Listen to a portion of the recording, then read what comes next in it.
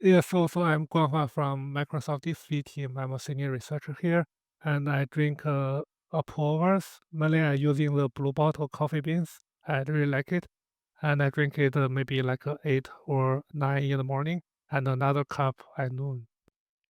Optimal throughput is what we're talking today with Alex from the DeepSpeed team, and woo, it was good. I was holding on to my seat the whole time. As always, I'm Demetrios, your host for the MLOps.community podcast. Listen to this guy's credentials and tell me he is not killing it in the LLM AI world. The dude created Phi 3. The dude worked on 0++, which makes model training time very, very short, or shorter per se. But really, where he hit the home run is where we spent the second half of this hour talking, and that is on Domino and what Domino does to bring down the training time. It is incredible to hear how he did this and what the DeepSpeed team is focused on right now. I will give a quick plug that if you are looking to get a job, the DeepSpeed team is hiring aggressively. They're looking for senior developers and researchers that want to come and do stuff with Domino. So let's get into this podcast. And as always, if you liked it, share it with just one friend.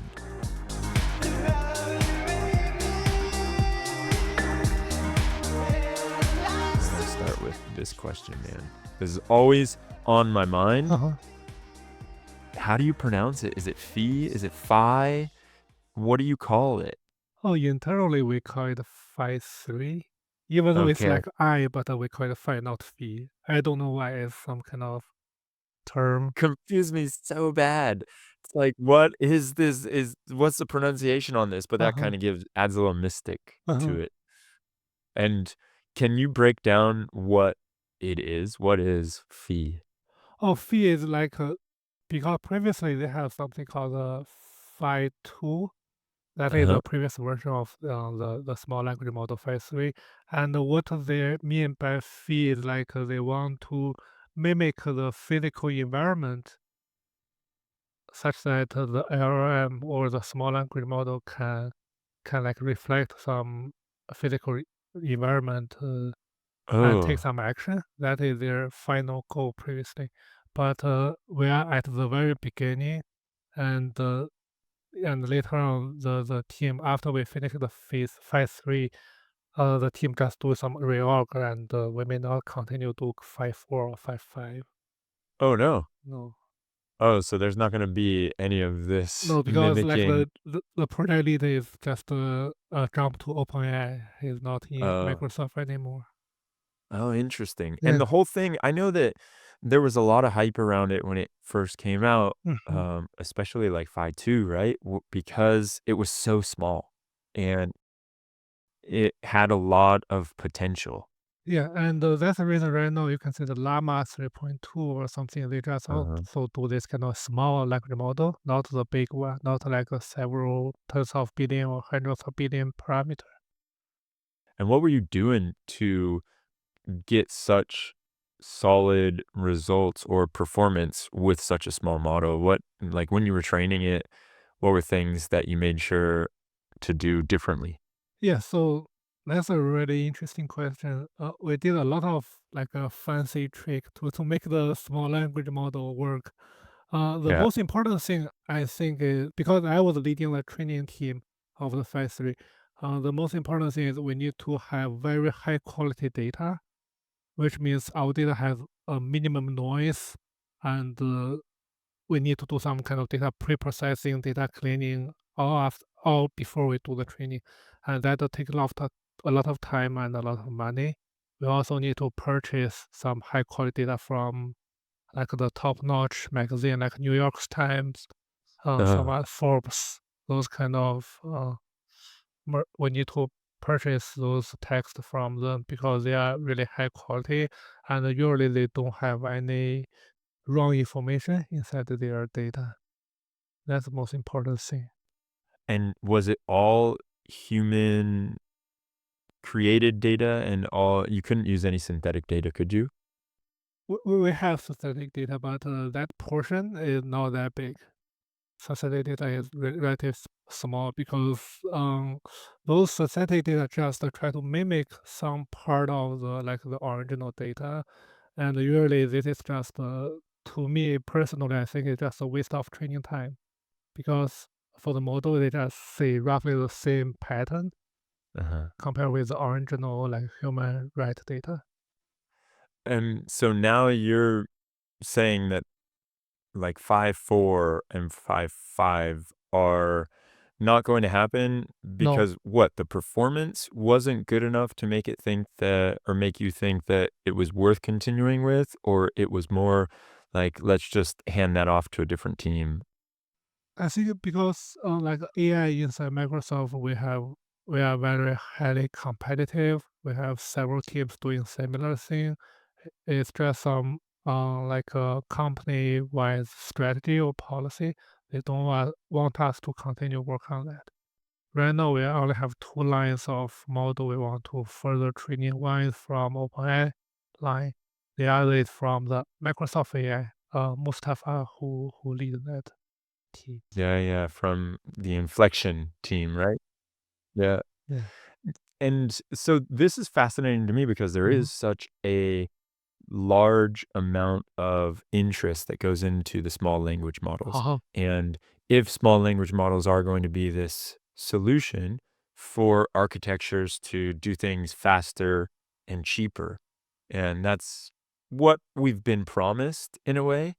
Now, whether or not that's a reality today is debatable, I think, and you really have to do a lot of you laugh at that, but you have to do a lot of work to make the small language model be as good Right. as it can be, right? It's not like you can just grab it off the shelf and then plug it into your system and it's gonna be working. Yeah, that's the reason right now, at least inside Microsoft for small language model, post-training is even more important than pre-training because we need to like learn customized data. And now that kind of rolls into the next topic that I wanted to talk about, which is DeepSpeed Uh-huh. and all your work that you've been doing on that, because it feels like DeepSpeed helps out with pre and post training, right? Yeah. Yeah, right now we also do quantization. Yeah. So there you go. It's like the trifecta. And can you explain to people what DeepSpeed is? I think we can call DeepSpeed like a third-party library based on PyTorch. What we did is that we suppose some new features that PyTorch doesn't have previously. The most important one is called the zero optimizer. Basically, it's like a data parallel training paradigm, but it is very memory efficient. Different from like traditional data parallel training that each GPU need to maintain the whole model parameter. In zero strategy, each GPU only maintain a portion of the whole model parameter. And when one specific layer need to do some computation, every GPU do altogether or do like a recollect of the weights from other GPUs to finish this layer's compute and then just erase or dump this layer's weight. Once we need to call the computation on this layer again, we do altogether again on the weights across the GPU. So it's memory efficient. That's a huge performance gain compared with vanilla PyTorch because in PyTorch previously it doesn't support such memory efficient data parallel training paradigm. And right now they just doing something similar called FSDP, which is similar as zero, and but it's a PyTorch native library. This is one big piece, and the other thing we did is we do some kind of data offloading to further release memory pressure on the GPU side. So if a chunk of data doesn't need to compute at the moment, we move it from GPU memory back to CPU memory, such that we have more GPU memory to use for other computation. Yeah, and after we need to compute some tensors on the CPU side, we just move it back to GPU memory and do the compute. Once we get the results, we move it back to CPU memory to save the memory. So I like that how it's constantly going back and Yeah, forth back and forth. between Yeah, yeah, yeah. yeah, just to make that more memory efficient. Right, right. So that's one aspect of it, and then the other aspect was, like you said, you almost can is it wrong to think of it as, in databases you have sharding? Is it similar to that where you're just sharding GPUs for their training? Yeah, And so like that zero is like the database sharding. Yes. yeah. Yeah, so you're taking a GPU and you're saying, "You don't need to have everything, all this information of the model on this GPU. You just need to have the parts that you're training right now."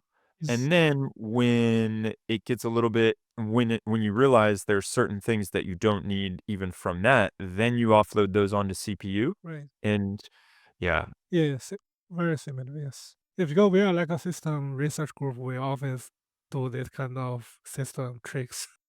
yeah. What are some crazy ideas that you haven't implemented, but you thought about or you tried to implement and it just didn't make it past? Yeah, one crazy idea we actually implemented, but not many people use it Uh, because of the hardware issue. So we implement something called zero infinity. Basically, instead of offloading data to CPU memory, we offloading data to disk uh-huh. because disk has like a much bigger volume compared with any memory, CPU or GPU memory. And by enable that feature, we can train a large language model on a single GPU. That's a crazy thing we have done, but that depend on some NVIDIA disk hardware called NVMe device. Yeah. Yeah, a lot of people they don't have this device, so they cannot use this feature. Uh-huh. So basically it's offloading it onto the NVMe and you're able to because the NVMe is much larger or it's much faster. What's the It's benefit there? much faster Uh-huh. than traditional PCIe based disk. Sneaky. Yeah, yeah, yeah. Yeah, I think so we had a talk on DeepSpeed probably almost a year ago Yeah, now no, at yeah. yeah, at the conference, Uh-huh. and one of the things that was said was, "Yeah, we trained a large language model on a single GPU," and I was just like, "What? No, that's impossible." Yeah, another like a shortcoming of that is it takes infinity long because we need to move data back and forth, and disk usually is slow. That's why you called it, Infinity. zero infinity? Yeah. Like training forever. So it is possible to train on a single GPU, it's just that it might not be in your lifetime. Right, right. Maybe take tens of thousand years for big model training. Yeah. Alright. So then there's the memory constraint, Uh-huh. and so it's like, I'm seeing that the work you're doing is really cool because you've got this small language model, you're saying the pre-training is great, but then we need the post-training Uh-huh. to be as important, if Yeah. not more important, and so you're using DeepSpeed on that post-training? Yes, we use DeepSpeed for both pre-training and post-training. And actually, we have another stage called the mid-training, mid-training. Oh. That's a that's a weird term, but what it means is we try to support different languages. We call it a mid-training. It's Oh. just in between of pre-training and the post-training. Post-training is for customized data. Mid-training is just for more language support. And the pre-training is just to pre-train the model using like the original data we purchased. And so you can have that pre-training, then you stuff in all of the languages to kind of amplify or make it a polyglot and make it speak more languages, and then that happens in the mid-training. Yeah. And then when we grab it off the shelf, like if I download 5 from Hugging Face, Uh-huh. is it with mid-training already? Usually not. Usually they only support like English or at the best they support Germany, I remember. Uh-huh. Yeah. No, not many languages. Yeah. Yeah, yeah. German, that's a random one. I mean, I live in Germany, so that's great for me, but you would think like Spanish or Portuguese, those are more Yeah, we have some like made training to support that. Also support some like Indian language or Chinese. uh-huh. Yeah. And then what does the post-training look like? And can you explain how you guys do it with DeepSpeed and with the like what techniques you're using? Yeah, post-training mainly involve like two different aspects. The first is we have customized like tokens or customized text from user, both like internal user and some external user. They just using it to further fine-tune the model. And Mm. in that case, usually we don't use very long sequence to ensure that our model can train on relatively small cluster. Because the Uh, larger the sequence, we need to use more GPU basically. oh, even with the 0. Yeah, DeepSpeed, with DeepSpeed. Yeah. Yeah, because the sequence itself will generate some big activation in the forward and generate some gradients in the backward. Those activation and gradients size are proportional to the sequence length. okay, alright. And does that have anything to do with later the context window that you're able to Yeah. So usually, for example, we train it on 4K length sequence. We can do a context window of 1K or 2K. That should be fine.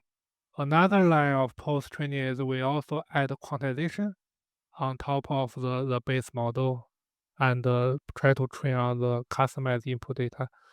At the same time, we do some quantization like 4-bit or right now even 3-bit quantization. yeah, Yeah. for not 1 bit yet though, huh? I don't think so. Yeah, I think 3-bit is almost touch the ceiling. Yeah? Yeah. Why is that? Because like the number of bit means the less number of bits you use, the less data precision you will have. And Uh, 3 or 4-bit, the data precision is already not that good. yeah. Yeah, even we do a lot of fine tuning on top of that. Usually, we only expect the model accuracy or the model quality slightly below or roughly the same as a base model. That is our expectation. Uh, But when we try to use something like 2 bits or even 1 bits, the model accuracy decreased significantly, like only half or even less of the original base model accuracy. so again, this goes back to, yeah, you can, but do you want to? You can train a large language model on a single GPU, but do you want to? You can quantize it with 1 bit, but do you want to? Like, Yeah, what's we the point? support that, but I think no one use it. Yeah, yeah, exactly. No one's gonna use it. And so then the quantization, I wasn't super clear on that. It happens after the mid and after that the post training, or it's part of the post It's training? part of the post training. Maybe yeah. Sorry, I may not be very clear. So for every weight tensor, we have a quantized weight tensor, which is the same as the original one, but with less bits. Oh. And during the training, we when we pass a gradient to the this tensor, we pass it through the quantized weights, not the original base weights. So that's the quantization that Uh-huh. goes through. Is it just like out of the box vanilla quantization, or are you Oh also yeah, we have yeah. some. One is like the OpenAI version GPTQ. Yeah, Uh-huh. the other we also right now we also do some research for determining how to round up or round down the quantization value. It is still ongoing. I think we may release sometime next year. Yeah, that one can achieve higher accuracy compared with OpenAI GPTQ. Mm. Yeah. And then afterwards, so you pop out with this very specialized model, Uh-huh. and it is hyper focused or domain Uh-huh. specific, right? Do you distill it later after that to try and make it smaller? You say it's small enough. This is the whole point of doing it. Yes, Okay. yes. Another issue we found is previously for the large language model, distillation always decrease accuracy. Mm. That's a main issue. So right now we just abandon the distillation, just only use the quantization with the Oh, original model really? shape. Yeah, Wait, even on the higher parameter models? yeah, like several tens of billion. Those Wow. model also has decreased accuracy Interesting. because in our like production environment, we really want to have high accuracy rather than saving some weights or yeah. And distillation is not the way to go then, because we were thinking about it's good that you tell me that now, because one thing that we wanna do in the MLOps community is create like a hack with me session, and we're going to take models and try and make them smaller and faster and ideally keep the accuracy. And so we had thought about distilling, but now that you tell me that, I'm not even going to go down that route and I'm going to say it's all quantization. Yeah, I think distillation may work if the downstream tasks is really simple, such as it's just a chatbot for a specific person. Those kind of very simple tasks, I think distillation should work. But for more general tasks like a chatbot for a million user, Yeah. distillation may not work. That's not the way to go. Right. Okay. And that's it. And you've tried, I imagine, a lot of different Yes. distillation techniques. Yeah, It doesn't matter. there was a very big team in Azure who is doing distillation for almost 2 years. It goes to a bad end. Yeah, Really? yeah, Okay. Well, that's a huge signal. yeah. So basically, anybody who's thinking that distillation is going to save you, uh, you gotta be okay with letting the accuracy slip. Yeah, we saw that, for example, if you're using something like a Copilot for your personal laptop, Uh-huh. distillation may work. But if it can be more general and provide services for more people, it doesn't work really well. And basically, after you do the distillation, the memory inside of the model is too small to memorize a lot of people's like attributes. Okay, so that's why it works with a copilot if it's only one person's Yes, for attributes it has Copilot, we to can do remember. distillation, quantization, everything, and make the Yeah, model extremely small. yeah. Yeah. So that it can fit on that CPU also, Yes. right? Yes. We also try to use CPU to do the serving, not using GPU. Yeah. Yeah. And what's that process? Oh, that process is basically it. We can say it doesn't have post training. It's just do the post training on the fly. When you Oh, use a computer, you browse a website, you watch videos, those kind of things. We just try to like collect those signals and try to customize a personal assistant for you. And in that case, we also didn't upload any data to our server or anything to keep the data privacy. yeah. So you're doing federated learning then? Roughly, we don't even need Okay. to communicate with the server because like a personal pattern or personal characteristic is really easy to learn in your local laptop. We don't need to upload anything to our server. So the post training is done on the CPU. Yeah, on your laptop. Wow. Yeah. Okay, and it's like that happens at night when you go to sleep, and then the laptop kinda gets the updates? Happens on the fly when you use it. We do some fine It's tuning. in real time. Yeah, real time. Maybe a 1 or 2 seconds Yeah. delay. Yeah. How is that possible? That's nuts. Yeah, because we just try to collect a very simple signal, like you click on what kind of website, at which time frame you watch movies, at what time frame you may play video games. Those are very simple signals or very simple data. We just put it and feed in the model to do some fine tuning. For human activity every day maybe it's just around 100 or at most 1,000 activity per day. It's just like a 100 or 1,000 simple data point we need to fine tune.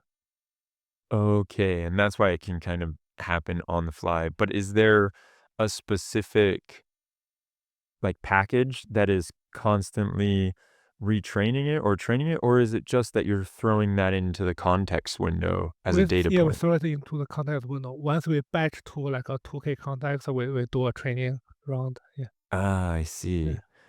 Wow, that's fascinating to think about. And the other piece that I wanted to know about from you is, are you using LoRa's? And if so, how? What do those look like? And what is that whole process? For Laura, I think it is mainly used for post training because yeah, Laura it already have like a smaller width module rather than a big chunk of width. It is used for post training for like um, Microsoft internal models as well as some OpenAI models. We both use LoRa, and I think it's public. And LoRa itself has a big issue is if the customized data is very different from the pre-trained data, then the LoRa kind of strategy doesn't perform really well in terms of model accuracy. If the downstream, the post-training data have similar attributes or characteristic compared with pre-training, then LoRa can perform really well. That's what we found. Oh, so basically you have to have a LoRa that fits into the worldview of that pre-trained model. If the LoRa is giving new ideas to the model, then the That may model be an almost issue. rejects it. Yeah, maybe. Yeah. That's the reason we now like switch from LoRa to some pure quantization. Oh, okay. Yeah. The way that I understand it is there's like a LoRa that's an orchestrator Uh-huh. that will tell the model which LoRa to choose or to like load up real quick and add. But you decided that it's actually better just to quantize instead of trying to do that? Or is Yeah, it LoRa, because previous LoRa is designed for a large language model. In that yeah. case, we have a lot of like redundancy, I can see, in the model width. And by adopting LoRa smaller weight tensor rather than the big width, we have a huge performance gap without losing accuracy. But right now, our model is already smaller, much smaller than previous version. So LoRa, if you're using a smaller tensor to represent the original, like small language models tensor, it will have some trouble. Oh, fascinating. Okay. If you like for LoRa, if you do it on Llama like a 4 or 5B or Llama 70B, it works perfect. No matter whether the data of post-training and the pre-training are different or not, it works perfect. But for small language model, it's not the same case. So there's almost like a cutoff. Right. 3B, You're right. Like a over several billion model, it doesn't work that well. yeah. Yeah. It's once you get over that 5B hump, then you can start saying, "Hey, yeah, we are seeing better effects." But then again, it's the law of diminishing returns. Once you go to 30B, you don't really need LoRa's. So it's really in that sweet spot of like 7 to whatever, Several 17 or times. Yeah, 20. yeah, yeah. Yeah. Yeah, yeah, that's fascinating. I didn't realize that either. You can see recently there are a lot of work on pure quantization. Not for LoRa, maybe 1 year or 2 years before it's very popular, but right now for those small models, maybe not. Yeah. Because so, and this is when we're talking about small models specifically, quantization is the clear path. Right. And Yeah. we may have different quantization strategy. Right now, people are working on it. Like I also heard from Nvidia, AMD, those hardware companies, they also do Yeah. quantization. For example, for the um, Nvidia's GB200, they already support IP4 data type for Dream. That's awesome. Yeah. How and what are some other quantization techniques that you have been messing with or have enjoyed? One thing we are trying to integrating into DeepSpeed is the transformer engine from Nvidia. That is Oh, to do FP8 Dream computation. And previously, when we do gym, we always, without quantization, we always try to do IP16 or BF16 gym to preserve the precision or accuracy. But right now, with the transformer engine, before the gym happen, they downcast the 16 bits value into 8 bits and doing the gym in really fast amount of time.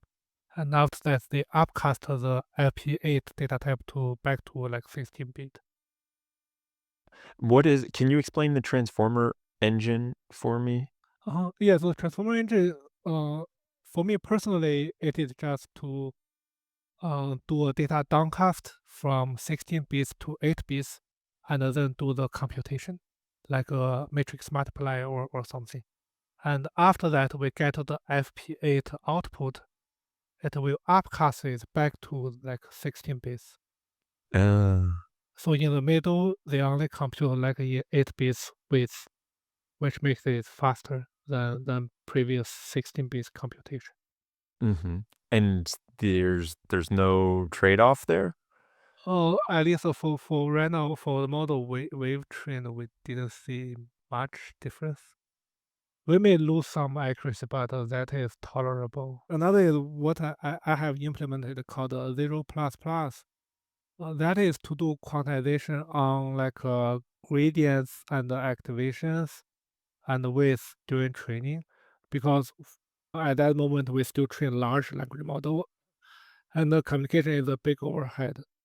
So the communication is a big overhead at that moment. So what we can do is we do quantization before we do any data transfer. Basically, like in zero optimizer, during the first forward, we do some weight altogether on the width.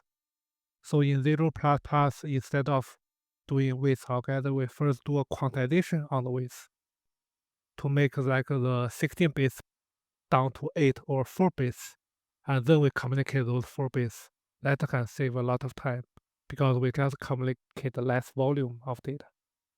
And in the backward, we do the same thing for the gradient. Before we transfer the gradient, we do a quantization and we transfer. On the receiver side, we do dequantization to upcast the data and do the training. Yeah. You remind me of the meme where it's like, Exhibit, Uh-huh. and he's like, "Yo, dog, I heard you liked quantization, so I put some quantization on your quantization on the Yeah, forward and the roughly. Yeah, backward." yeah. Yeah, yeah. So we put the quantization before and after the communication. Yeah. Exactly. It's like, "Hey, could we quantize this part of the workflow? Yeah, let's try it. Could we quantize this data? Yeah, let's do it." Yeah, And yeah, yeah. see every single spot where you can come and you can quantize it. It Uh-huh. seems like you've tried to. Yeah. And so far, you've had some success with it then. You're not seeing that it's causing It significant has issue? some trouble. For example, for width, usually we only quantize to 8 bits, not 4 bits. For 4 bits with quantization, we saw the performance degradation.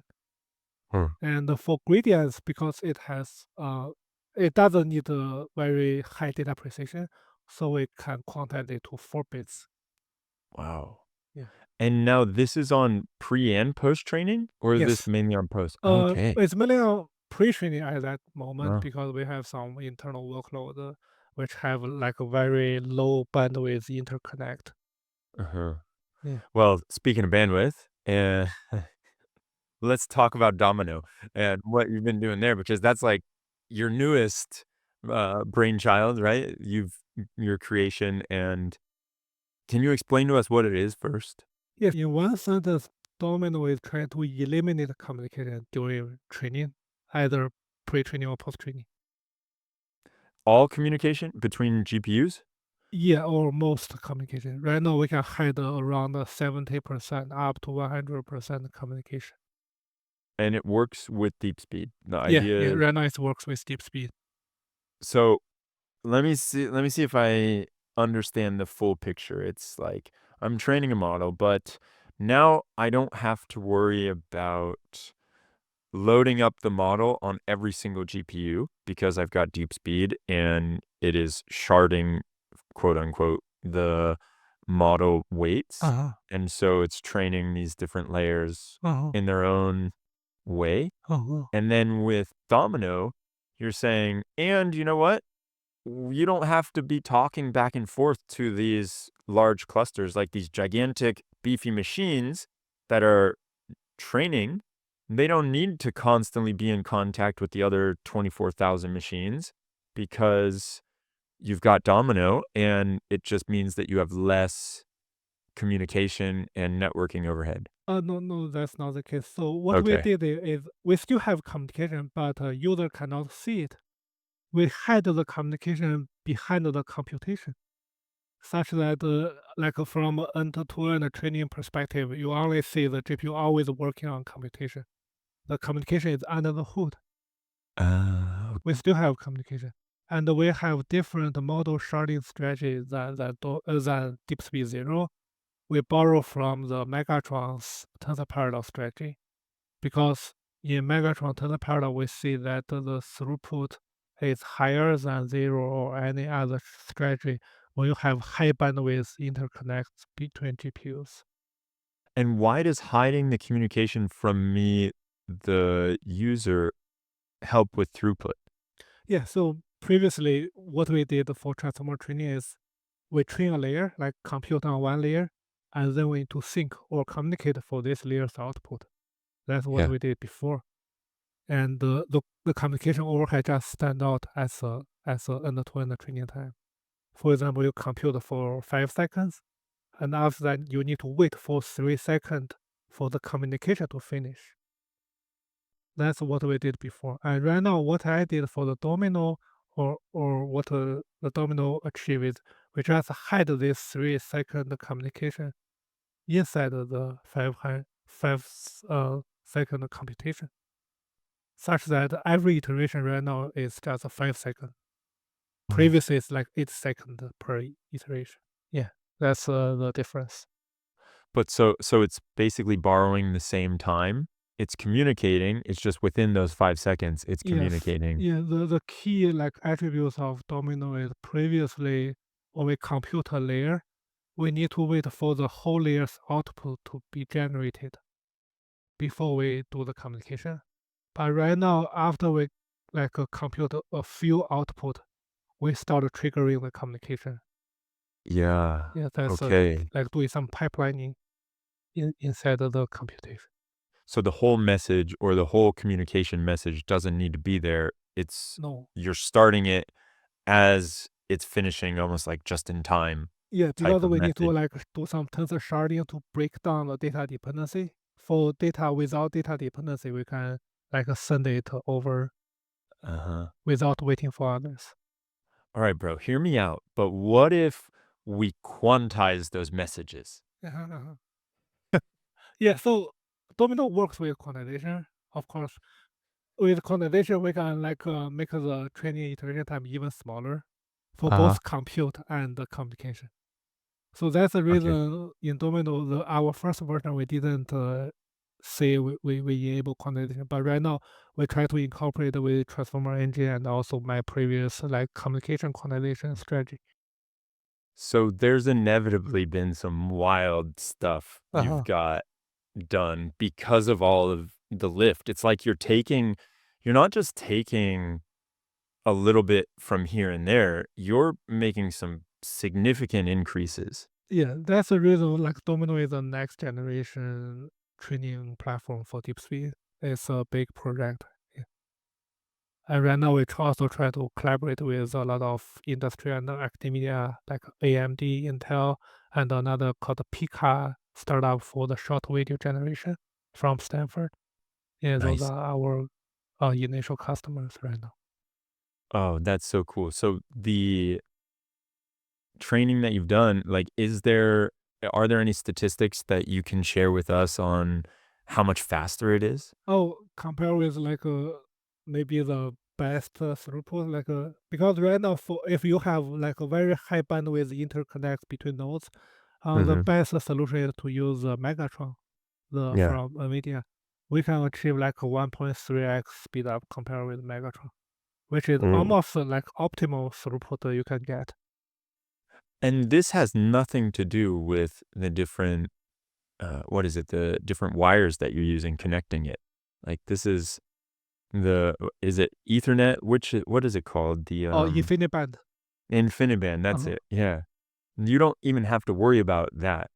You're not dealing at all with that type of throughput because of the way that you're structuring the software. Yes, yes. We structure in software. We don't touch the hardware. Yeah, that's another big attribute for Domino.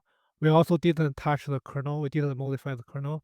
So any new kernel we can directly integrate with Domino. Oh. And is that how you're able to see this on any type of chip?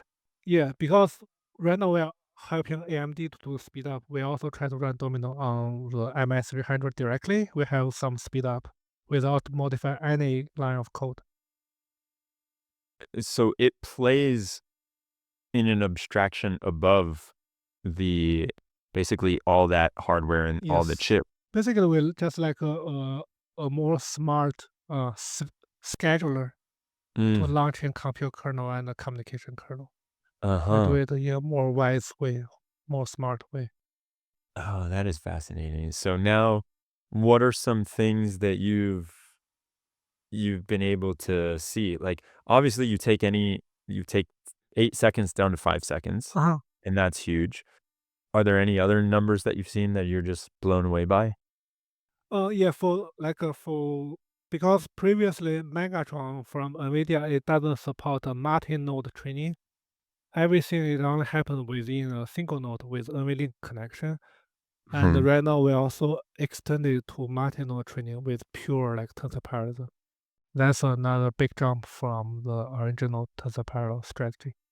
Oh, wait, I'm not sure if I understood that. So Oh, it's the you created multi-node parallelism with this, and before it was only the Megatron was only supporting single node? yes, because for Megatron, it doesn't hide the communication. When it like scale up to multi-node, the communication overhead will be larger. Uh-huh. For example, in the single node case, we have 5 seconds compute, 3 seconds communication. But for multi-node, the communication can be 20 seconds or even more. Yeah. Yeah. So Megatron cannot hide it perfectly. Ah, okay. So the more nodes that you get, the more that yeah, the more you see the benefit. Yes, yes, yes, roughly. And we are continue optimizing for it. For How example, are if the communication is too big, we may do some quantization before we do communication to shrink down the time. there's them. Yeah. Oh man, I knew it was coming in somewhere. Wait, where are you quantizing what? Yeah, yes. So you're quantizing Weights, the weights. oh, the weights. Yeah. Okay. Yeah. With activations, gradients, whatever takes a long time, we quantize it and see how it works. And then the communication comes off the back of it so that the communication is able to go just as fast as the weights when they're quantized. Yeah, so our perfect ideal case is computation is the same time as the communication. So we can do a perfect overlapping. Which one is longer, it will be like the longest for the training. Yeah, Yeah. okay. So it's almost like, yeah, you just start the communication a millisecond later, and it is the same length or it's the same amount of time because it couldn't work where it's the exact same amount of time, right? Because the Slightly communication longer, yeah. yeah, slightly longer, right? Yeah, that makes sense. I really like this idea of sharing time instead of doing it so you're doing things synchronously instead of async. Yeah, the reason like Megatron doesn't do this kind of sharing time strategy is because they didn't, at least from my perspective, they may not know how to break down the data dependency. That's a key issue. We just find a way to do the tensor sharding, and after we shard the small pieces, those small pieces do not have any data dependency. So we can do the communication on the fly Oh, so you're breaking up the data into on that even smaller pieces. yeah, I see. And how does that even work? So you're full on, you're sharding the tensors Uh-huh. so that there's no data dependencies. Yes, yes. And because of that, you are able to have the communication be right In the away. middle of computation, yeah. Mm, okay. And our sharding is very general. It can work for any transformer models. It's not just for a specific model, we have a specific sharding strategy. No. And you think there's potential for gain there if you have different sharding strategies, you can optimize your sharding, or is that not the place that you're looking to get a little more I lift? think right now so before we launch this Domino project, we already tried tons of sharding strategy. And Uh-huh. what we propose is what we think is near optimal. Mhm. Yeah. And so looking ahead, where are you seeing this? I mean, you mentioned the dream is to get the 2 times to be basically the same, Mhm. and the communication is just a little bit longer so that you can have it go. But what needs to happen to get there? Where are you thinking you need to shave off those milliseconds? Yeah, so the reason we propose the Domino project is we see the trend that the internode connection, the bandwidth, is catching up with intranode NVLink bandwidth. For example, for the H100 DGX-H100 boxes, the intranode NVLink bandwidth is around 900 gigabytes per second, and the internal, the cross-node bandwidth of InfiniBand is 400. It's almost at the same level, even it's just half the bandwidth of intranode.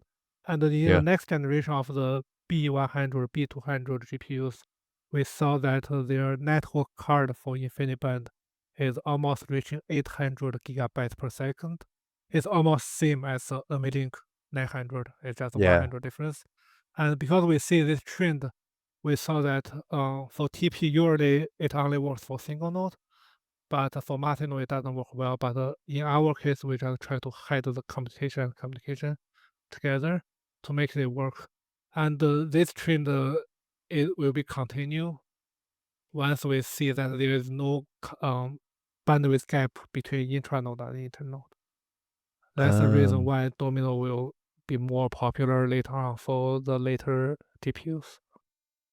okay. So once basically the internode catches up, Mm-hmm. then you're going to see Domino Like really yeah, shine? yeah, like the competition communication are roughly the same time. Yes. Uh-huh. Yeah. So it's almost not on you to create the optimization here. It's more on the hardware provider. Yeah, because in this year we saw the GB200, we already see this trend is become real. Yeah. Yeah, and Okay. even if maybe later on they shut down this kind of bandwidth matching intranode, Mhm. they shut down this kind of project, we still can do quantization on the communication to shrink down the communication time.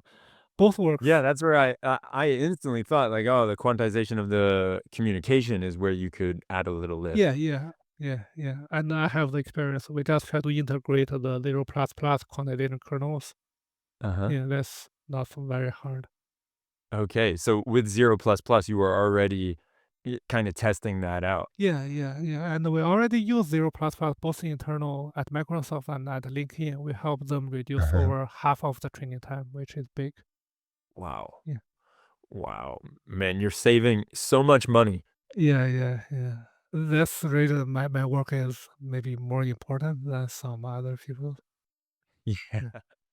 It's incredible to think about how much just that shaving 8 seconds down to 5 seconds if you're training a large language model, it's huge. Yes, yes, it's huge. And right now for like our big customer like OpenAI and Microsoft AI, we always use high performance computing like the DGX boxes with high bandwidth interconnect. So that's what Domino focus on. Mhm. But later on, if we want to extend it to low bandwidth interconnect, we also can do quantization. So both Yeah. way works. Oh. And it's not even worth it for you to try and think about how to specialize for different hardware. We don't need to. Yeah. That's like a beauty of this project. Mhm. We always Wow. do it at the tensor level or at the algorithm level. We don't Yeah. touch it down to the hardware. Because if we touch it down to hardware, our scope will be limited. Yeah, and you're at the whims of other people Yeah, or because other like companies. previously, like 1 or 2 months ago, when we tried to adopt Domino on AMD GPUs, I was worried. I was thinking Uh-huh. maybe it doesn't work or it performs really bad. But we just directly run our code. We have performance gains. That's the beauty of this project. And it's fully open sourced, right? Yeah, it's fully open source. Along with DeepSpeed, so PRs are open? It's already merged to the master branch. Wow. Yeah, Alright.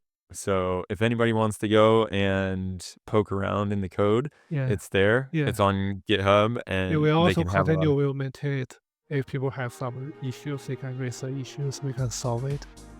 perfect. Dude, it's been so fun talking to you because I've just learned a ton about all of this.